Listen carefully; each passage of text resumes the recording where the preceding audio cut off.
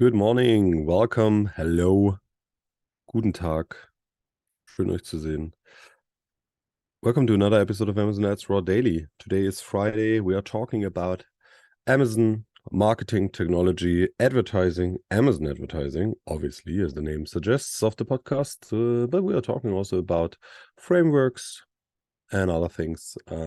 Everything which I think is interesting for me, what I learned, and you can listen to this and learn along. The first story of today is an update, which seems to be in a test, to the brand stores. We do operate a couple of subscribe and save heavy brands, meaning brands which do have repeat purchase behavior. And for those who have repeat purchase behavior, you can set up subscribe and save coupons and subscribe and save discounts in order to increase your repeat purchase likelihood. And if you set up these products which are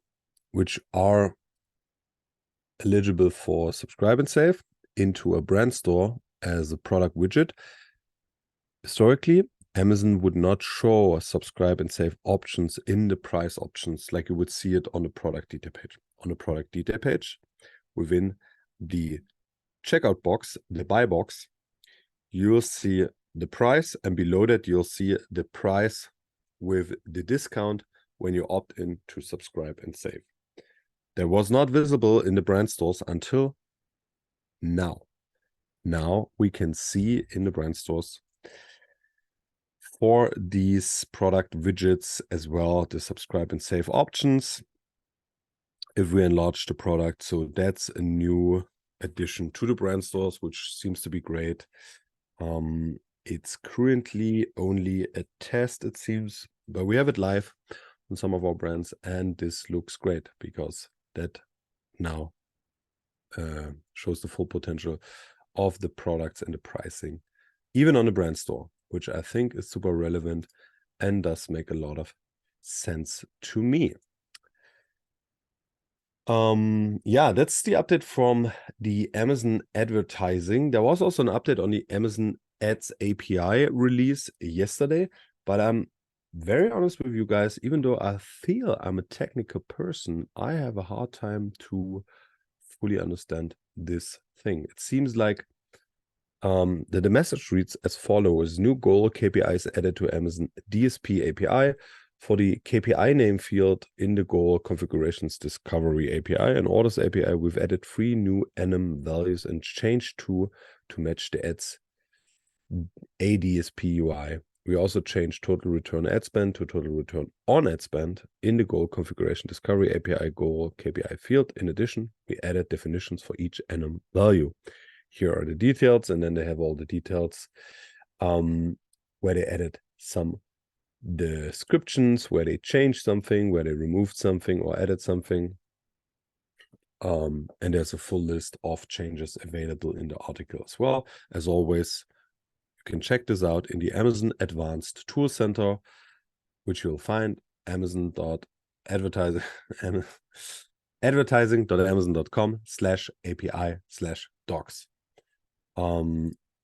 This is the Advanced Tool Center, which I'll refer to quite often in this podcast because it gives us the best, most up-to-date updates on API changes or changes in general from Amazon.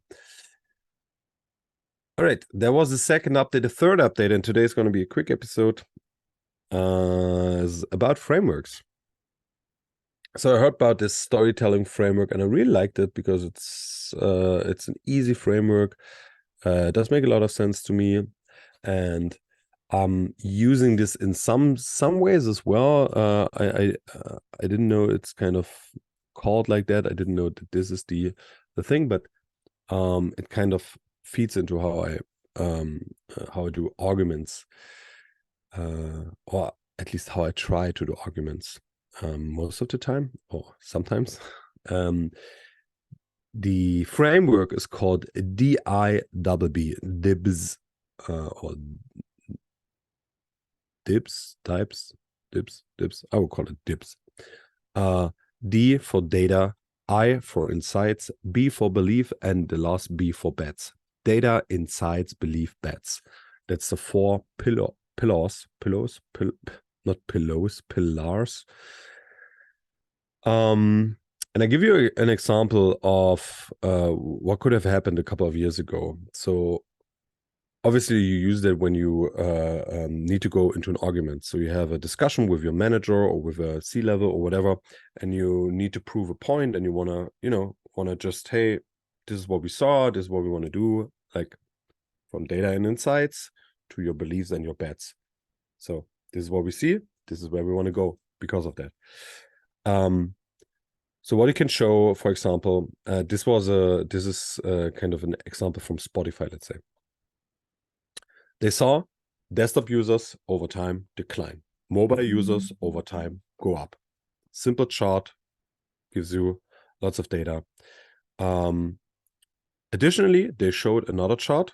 How many people do work, how many developers work on the desktop, how many developers work on mobile.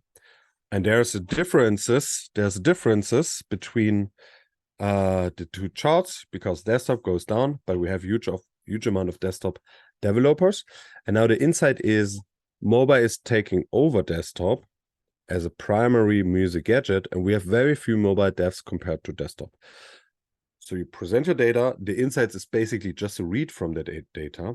And then what do we do with this? What is your beliefs? What is your thoughts on that? That's the beliefs. Oh my God, we are optimizing for the wrong thing. We're optimizing for desktop. Desktop is dying. We should optimize for mobile. For long-term survival, we need to become mobile first. Now that's the belief. And now the bet is kind of the thing you want to put in action. I bet we hire a bunch of mobile devs, train a bunch of our desktop devs into mobile devs, and build the infrastructure for iterating fast on mobile. So that's kind of the action you do. And that framework gives you like huge power, because you put your arguments coming from data-based arguments, data-based decision-making. That's what everybody loves. That's what all the big companies want to do. And that's a good framework. So in that way, yeah, it's very hard to argument about something. Depending, obviously, then there's more questions to come from this bet, obviously. But I really like the argument framework, DIBB, DIBB, data, insights, belief, bet. Very easy to remember. Data, then the insights, kind of the story from the data, the belief, what you think is going to happen, and your bet, what are we doing? All right. Happy Friday, everyone. Happy weekend. Hear you on Monday. Thanks for listening. Bye-bye.